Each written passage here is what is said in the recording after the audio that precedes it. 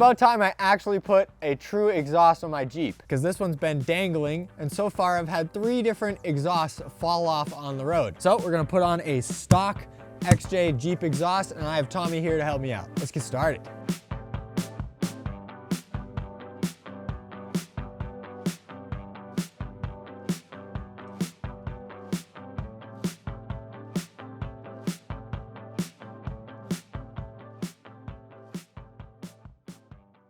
It's actually easier to get under the lift right now and show you how the exhaust is exactly set up, because let's face it, on the ground, I can't show you as much. So right now I'm going to add on the final tailpipe, which is approximately this big. And if you buy a kit that is in multiple pieces like I did for your Jeep Cherokee, then chances are you'll get a small little end tip just like this one. And this is the final thing I have to install. The rest of the exhaust has been run. You can see it's tucked up nice, just like the stock one, and it's right next to the gas tank. There's actually normally a shield here as well to protect your exhaust from heating up the plastic tank. There will be a metal shield that comes all the way down. Ultimately, this car has so many miles on it that shield has rusted off long before I got the car. This exhaust is in good shape. Like I said, we just need to add on this final tailpiece. Now, if you have multiple parts and the kit comes spliced apart, then you're going to need these connectors. These are just female to female connectors with a 2 1/4 inside diameter. So it goes from the same size pipe to the same size pipe and ultimately connects the 2 exhausts,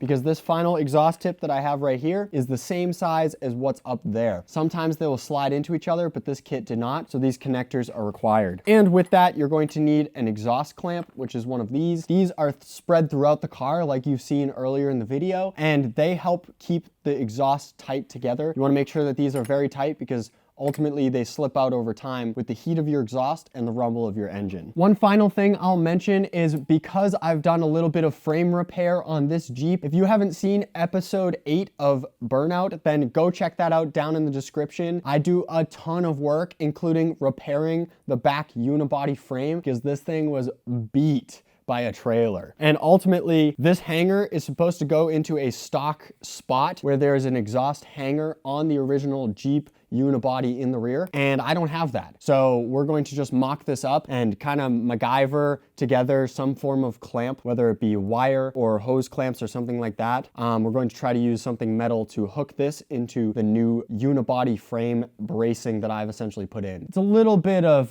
custom work at the end. Nonetheless, this should fit right on the end of the exhaust. Just to recap really quick, because once again, it's easier to see on the lift, I used a ton of these exhaust clamps. This muffler is new. This is a resonator that's off the original Jeep exhaust, and these clamps are holding each piece in. So the first clamp goes from the resonator to the muffler and clamps right here.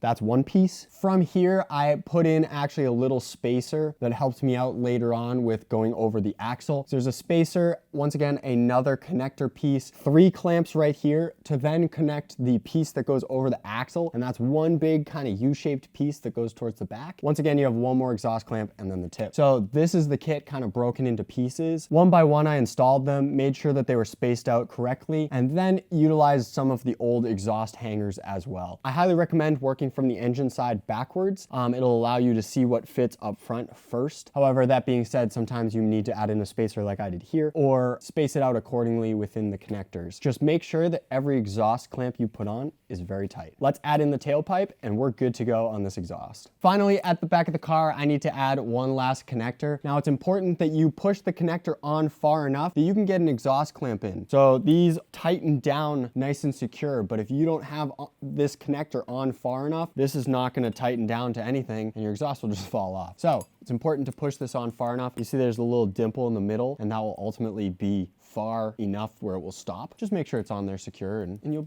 have no problems later on. This should slide right on over the top there. And then after that, you're going to slide this clamp any direction you want, but I actually prefer to have them facing up like this, and make sure that it's closer to the end, so you want it kind of at one of the end points where it will grab both pieces of metal, and from there you can just thread on the nuts.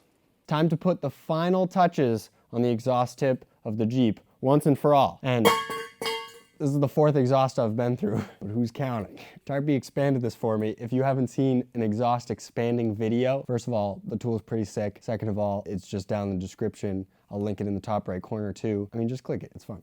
So if your exhaust is broken, you can just fix it and don't have to complain about it like I do for 2 years. But this bad boy just slides right in. You want to make sure, once again, it's far enough in the connector to get that exhaust clamp on and that the tip goes down so it doesn't fill with water, because I've had that problem too. Had them fall off on the highway, probably had them stolen. I side piped it once. The inspection place didn't like that. Then I installed an exhaust on this thing off of a 1982 Chevy pickup truck, and that looked goofy. And then my exhaust was hanging on the axle for a little bit. Yeah, apparently parents don't really like it when their kids drive their cars with exhausts dragging on the ground. But I don't care, because now it's off the ground and this Jeep's ready for off-road again. But nonetheless, that's it for hooking up this tailpipe. Just gotta put that clamp in. How hard can it be?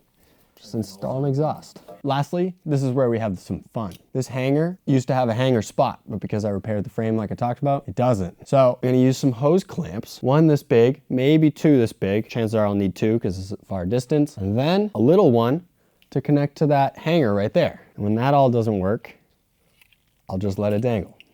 But let's give this a try. So I have the little mini one on there now. I'm gonna hook this exhaust clamp through it like so. Get that kind of on the other side there. I'm gonna tighten for now this little one for just to hold it in place. Perfect. Then I can close up this one here, which is a little challenging because I got parts in the way. Now, as if that wasn't enough hose clamps on an exhaust that doesn't need hose clamps, we're gonna add one more just to top it all off. What's Burnout without a little bit of this? You go through that. Barely make it through the hole up here. Come back down. Just connect it all. And there we go. Man, I just love Jeeps. If you want to see more, just check out all the videos of everything that's broken on the car. And if you want some sick merch like this, burnoutshow.com/store. It's easy. We'll see you in the next one.